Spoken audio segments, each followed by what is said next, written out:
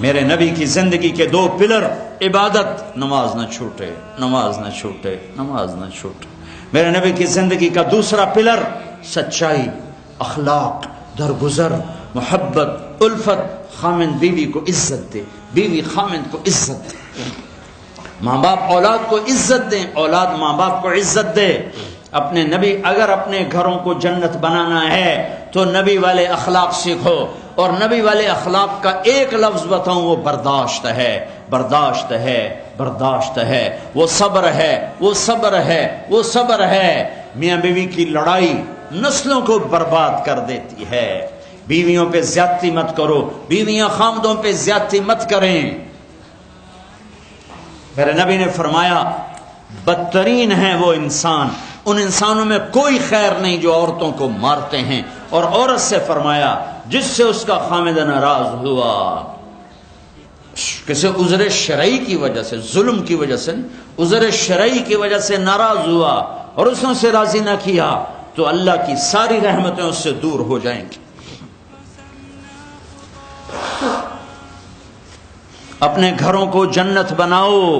گھر جنت پیسے سے نہیں بنتے، پاؤنڈ ڈالر سے نہیں بنتے، نبی والے اخلاق سے بنتے ہیں۔ ماں باپ کو عزت دو، بیوی خامند کو عزت دے، خامند بیوی کو عزت دے۔ کوئی ایک تپ جائے تو دوسرا چپ کر جائے، ایک چپ کرے تو دوسرا اس کو دیکھ کے چپ کر جائے۔ ساری لڑائیاں تو بول کی ہیں، سارے جھگڑے تو بول کے ہیں۔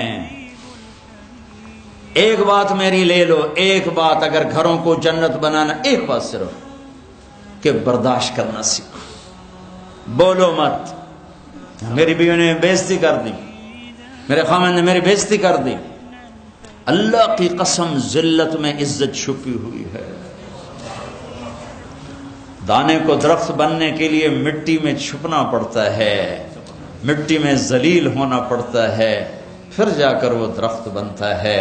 اگر تم لوگوں میں محبوب بننا ہے، تم چاہو کہ تمہاری بیوی تم سے محبت کرے، بیوی چاہے خامند مجھ سے محبت کرے، اولاد چاہے ماں باپ محبت کرے، ماں باپ چاہے اولاد محبت کرے، ایک دوسرے کو برداشت کرو، ایک دوسرے کو برداشت کرو، درگزر کرنا سیکھ لو۔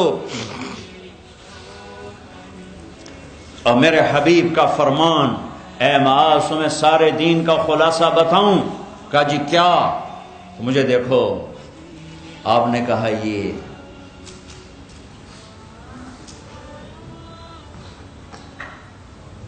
اے معاذ زبان قابو میں رکھنا، یہ سارا دین تو سارا دین کیا مطلب ہے؟ جو زبان پہ قابو رکھے گا سارا دین اس کا بچ جائے گا، جو زبان پہ قابو نہیں رکھے گا سارا دین ضائع ہو جائے گا۔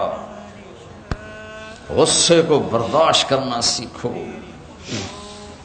ایک دوسرے کی تعریف کرنا سیکھو، کسی کی بیٹی کو بہو بنا کے گھر لائے ہو اس سے وہ عزت دو جو اپنی بیٹیوں کو دیتے ہو۔ ایک عورت جب ماں ہوتی ہے تو وہ بچھ جاتی ہے، قربان ہوتی ہے۔ وہی عورت جب ساس بنتی ہے تو اس کے اندر زہر بھر جاتا ہے۔ ایک مرد جب باپ ہوتا ہے ساری رات جاب کر کے بچوں کو روٹی کھلاتا ہے، وہ جب سسر بن جاتا ہے تو اس کے اندر ایک نفرت بھر جاتی ہے۔ یہ میرے نبی نے سسر بن کے دکھایا۔ آپ اپنی بیٹی کے گھر آئے، فاطمہ پریشان، بیٹی کیا ہوا؟ کہ میری اور علی کی لڑائی ہو گئی۔ اچھا کدھر ہے علی؟ یہ نہیں پوچھا کیوں ہو گئی، بس کدھر ہے علی؟ کا یہ باہر چلے گئے۔ آپ پیچھے نکلے، ڈھونڈا، مسجد میں سوئے ہوئے تھے، ان کو اٹھایا، ابو تراب اٹھو، یہاں یہ لقب آپ کو ملا ہے۔ گھر میں آئے اور ایسے لیٹ گئے، ادھر علی کو لٹایا، ادھر فاطمہ کو لٹایا، علی کا ہاتھ اپنی ناف پہ رکھا، پھر علی کے ہاتھ پر فاطمہ کا ہاتھ رکھا اور ان کے اوپر اپنا ہاتھ رکھا، پھر فرمایا اب دونوں میرے سامنے کہو کہ ہماری صلح ہو گئی ہے۔ تو دونوں نے کہا جی صلح ہو گئی۔ تو آپ باہر نکلے بڑے خوش۔ صحابہ نے کہا یا رسول اللہ آپ تو بڑے خوش نظر آ رہے ہیں۔ کہ میں علی و فاطمہ کی صلح کرا کے آ رہا ہوں۔ یہ سسر کا کردار ہے، یہ سسرال کا کردار ہے۔ لیکن میں درد سے کہہ رہا ہوں، کہ ساس اور سسر ایک زہر کا رشتہ بن گیا ہے، بہو ایک ذلیل رشتہ بن گیا ہے۔ جیسے تم اپنی بیٹیوں کے لیے چاہتے ہو کہ کسی کے گھر جائیں تو سکھ سے رہیں، جس کی بیٹی لاتے ہو اس کو بھی سکھ دو۔ اور بیٹیوں سے بھی کہتا ہوں، جس گھر میں جاؤ جاتے ہی ماں باپ سے جدا کرنے کی اسکیمیں نہ چلاؤ، بلکہ گھر کے لیے راحت بنو، رحمت بنو۔ میرے نبی والی زندگی پڑھو، اللہ کے واسطے پڑھو۔